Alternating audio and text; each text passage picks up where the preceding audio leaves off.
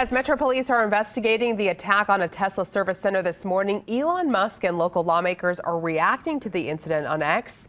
He replied to a video of the vehicles on fire saying, quote, "This level of violence is insane and deeply wrong.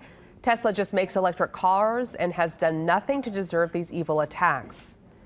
And Senator Cortez Masto also reacting to the crime on X, writing, "I have full confidence in law enforcement to complete their investigation and hold those responsible accountable.